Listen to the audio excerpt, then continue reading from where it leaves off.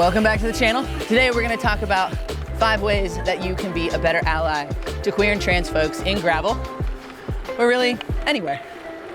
Be sure to stick around to the end because, as usual, I'll have some bonus tips and other thoughts and musings on the topic. And as a disclaimer, this video is for people who want to be better allies to queer and trans folks. If you don't want that, skip this video. I don't want to argue with you. Let's get into it.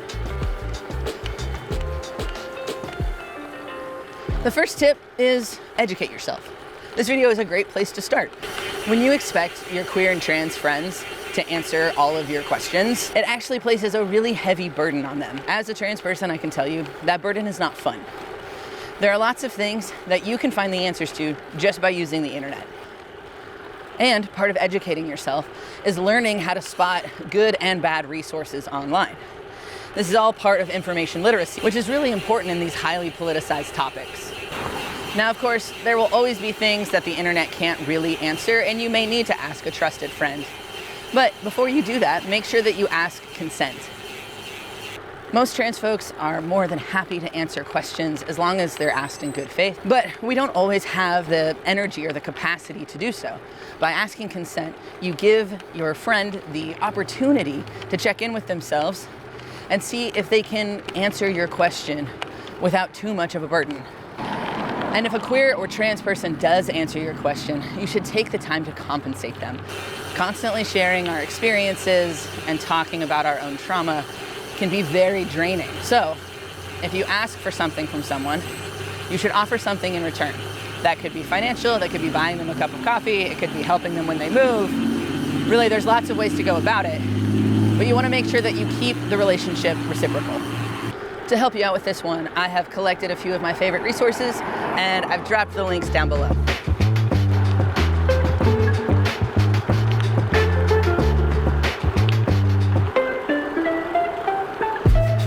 Tip number 2 is pronouns. Everybody seems to get their undies in a bunch about this one, but truly it's not that hard. Use people's correct pronouns. If you are not sure or you don't know, ask. Don't make assumptions. Things you can do to make this whole process a lot easier is introducing yourself with your pronouns. By doing this with every interaction, you start to normalize the process. So it's less weird and less jarring when a trans person does share their pronouns. And as sad as it is to say, the less people are surprised, the safer queer and trans folks stay. If you're having trouble making the switch, the best thing that you can do is practice. I feel like cyclists should really get this one. When something's hard and you don't care about it, you just complain about it being hard. But if something's hard and you care about it, then you practice. Through practice, it becomes easier. If there's someone in your life that uses pronouns that you're having trouble adopting, then practice at home before you're around that person. Get really comfortable with their pronouns before you interact with them and before you are in spaces where you might be talking about them. This is going to save so much pain and heartache for queer and trans folks, and that's really what being an ally is about.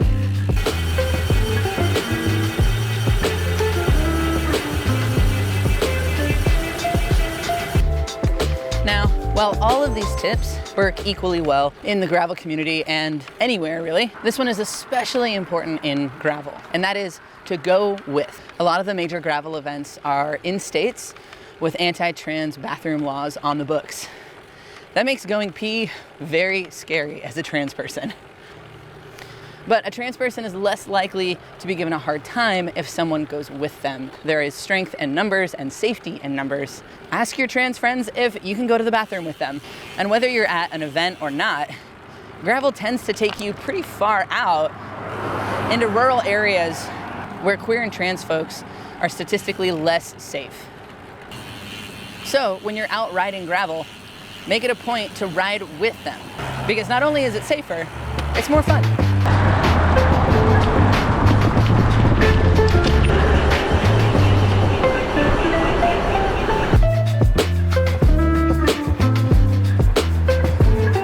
Well, bummer. And a plug to the rescue.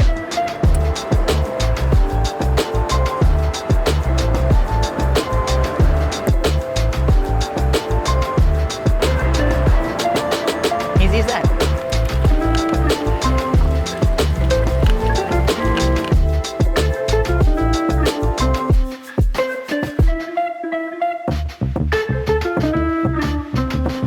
number 4 is to use your privilege.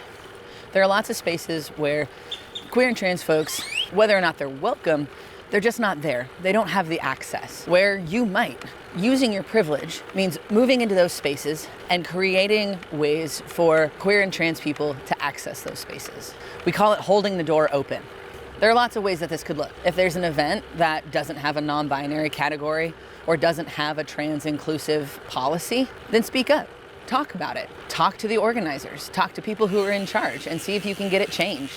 If queer and trans folks are the only ones that are ever doing this kind of work, the road is going to be long and slow. So if you can step up and start the conversation and then start to highlight queer and trans voices, aka pass the mic, then the work is going to go much faster and truly be a lot more enjoyable for everyone. Using your privilege also means speaking up when you see transphobic or queerphobic bullshit online or in person. And this doesn't just mean when you're with your queer and trans friends. If you hear something that you wouldn't want your trans friend to hear, call it out. Don't wait for that burden to fall on us. Because I can guarantee you, no matter how hard or challenging it may be for you to speak up in those situations, it is always, always harder for queer and trans folks to do it and puts our safety at risk.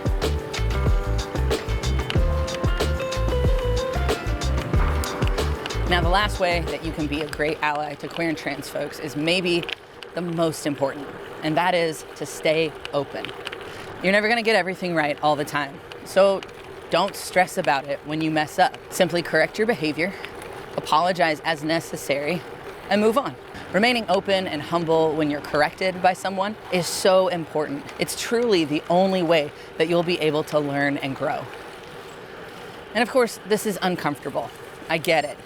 But your willingness to listen and to take responsibility for your actions, even when things are uncomfortable, proves that not only you're a good ally, but you're a decent human. It's important that when you are called out, you don't make it a problem for the person who is actually helping you. And it's important to frame it like that. This person is not trying to hurt you, they're not trying to call you out, they're trying to call you in, and they're trying to help. So if you can keep that in mind, it makes it a lot easier. When you profusely apologize or make an overly big emotional reaction to being called out, you're actually putting more emotional labor on queer and trans folks, which truly is exhausting.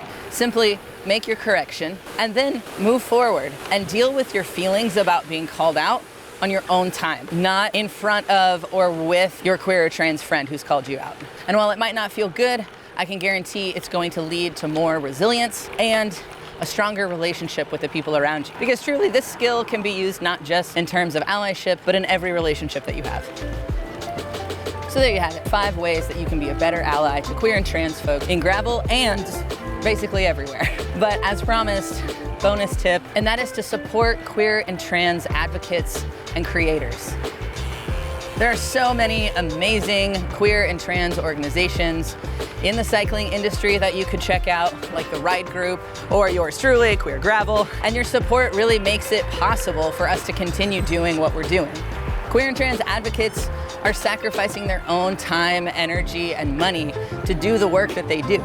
So when you buy stickers or a wristband or just make a donation, you're helping support the work and helping support the people who are doing the work. There are also some really incredible queer and trans-led and queer and trans-inclusive bike teams that I want to shout out. Wild Composite, LA Sweat, Stamina Racing Collective. All of these teams are showing up and doing the work of creating spaces that are safer for queer and trans folks to engage in this sport that we love. I've put links to all those folks below. Thank you so much for watching. If you've enjoyed this content or you found it helpful, be sure to click the like button and hit subscribe so that you know when more content is coming out. And check out the Queer Gravel store. I've got some great merch. It's another great way to support the channel and all of the work that I do. Again, thank you so much for watching, and I'll see y'all in the next one.